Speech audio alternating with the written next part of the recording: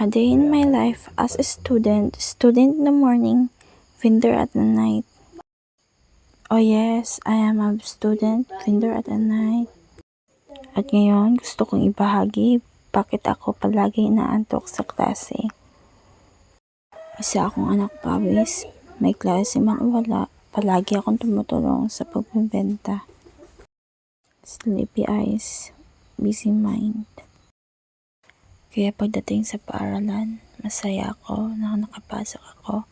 Kaso, yung minsan wala akong matutunan, absent-minded, at unconscious pa.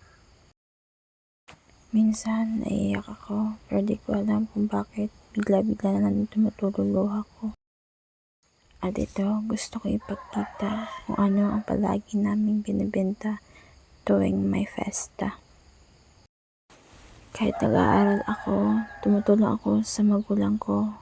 Kahit minsan, napapagalitan sa paaralan, bakit ako nahuhuli sa klase o hindi man lang makapasok. Ini-enjoy ko na lang ang lahat kahit mahirap.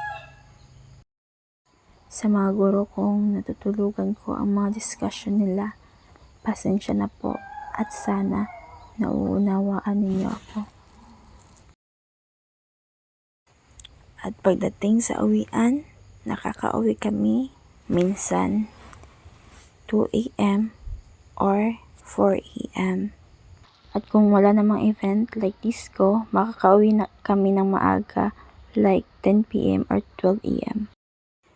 Pangiti-ngiti lang ako at oo, isa akong mapagbiro. Minsan na ako nakapag-bonding sa kaibigan ko at sa kaklase ko. Kahit maliit na bagay yan, ikakasaya ko na yan. At hanggang dito na lang po. Bye-bye. Thank you so much for watching.